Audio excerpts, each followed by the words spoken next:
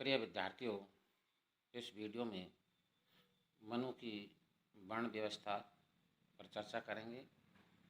सभी विद्यार्थी वीडियो को लाइक करें, सब्सक्राइब करें। मनु के वर्ण व्यवस्था पर विचार। चारों वर्णों की देवी उत्पत्ति बताते हैं मनु, और कहते हैं कि उत्पत्ति एवं उसके कर्तव्य। मनु के अनुसार समाज की रचना चार वर्णों के संयोग से होती है।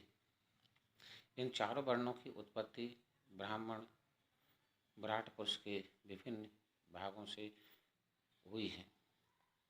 ब्रह्मा के विराट पुरुष के विभिन्न भागों से हुई हैं। पहला, ब्रह्मा के अपने मुख से ब्राह्मण, दूसरा बहु से क्षत्रिय, और तीसरा पुरुष से वैश्य, चौथा पाद से शूद्र को उत्पन्न किया है, ऐसा मनु मानते हैं।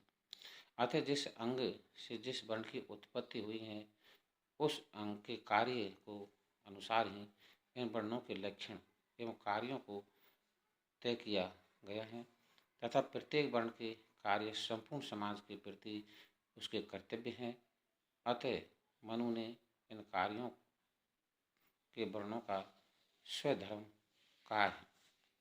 जैसे ब्राह्मण का स्वधर्म अध्ययन, अध्यापन कराना, यज्ञ करना व कराना, दान देना व लेना है।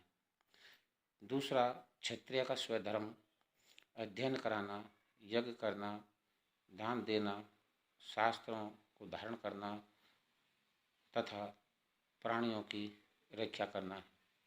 वैश्य का स्वधर्म की चर्चा करते हुए मनु ने बताया है कि अध्ययन करना, दान देना, पशुपालन, कृषि, कर्म, वाणिज्य द्वारा धन कमाना आदि है।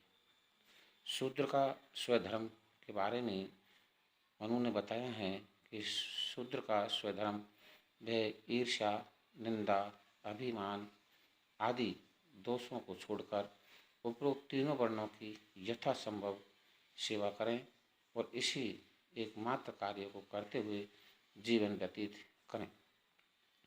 मनु आश्रम व्यवस्था की चर्चा करते हैं और उन बताते हैं कि आश्रम व्यवस्था इस मान्यता पर आधारित है कि मनुष्य की स्वाभाविक आयु 100 वर्ष है, किंतु आश्रम व्यवस्था में प्रवेश का अधिकार मात्र द्विज वर्ण प्रथम 3 वर्ण के पुरुषों को ही प्राप्त है, अर्थात शूद्र वर्ग के पुरुषों एवं चारों वर्णों की स्त्रियों को यह अधिकार प्राप्त नहीं है।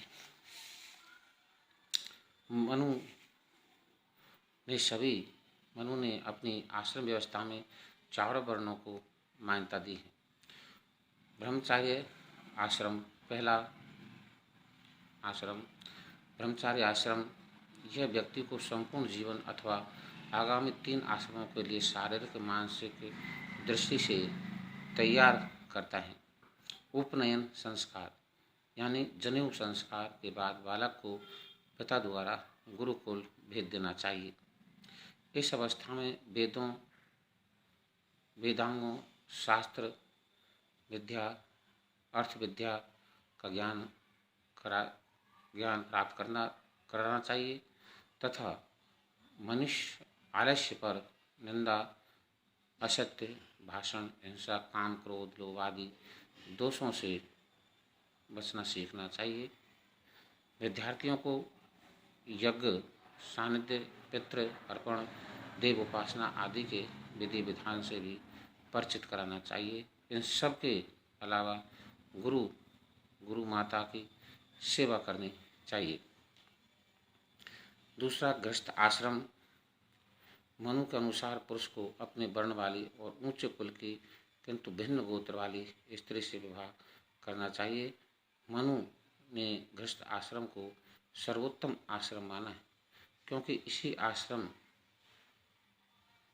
अन्य आश्रमों की जन्म एवं पोषण इसी आश्रम के द्वारा किया जाता है। संन्यास आश्रम मनु का मत है कि देव ऋण, पितृ ऋण एवं ऋषि ऋण से मुक्ति होने तथा पुत्र प्राप्ति व पर्याप्त वेदाभ्यास के बाद ही संन्यास आश्रम में प्रवेश लेना चाहिए। इस प्रकार धर्म, अर्थ एवं काम की सिद्धि के बाद ही मोक्ष की सिद्धि हेतु संन्यास आश्रम में प्रवेश लेना का अधिकार है। वानप्रस्थ आश्रम गृहस्थ आश्रम में रहने के बाद में पुरुष को वानप्रस्थ आश्रम की दीक्षा लेनी चाहिए। उसे संपत्ति, गृह, ग्राम, विकास, उत्पन्न पदार्थों का त्याग कर और अकेले अथवा पत्नी सहित वन में रहना चाहिए। उन्हें वन में रहकर इंद्रिय संयम, वेदों का अध्ययन, अतिथि सत्कार, अहिंसा, कठोर तप आदि का सेवन करना चाहिए। धन्यवाद।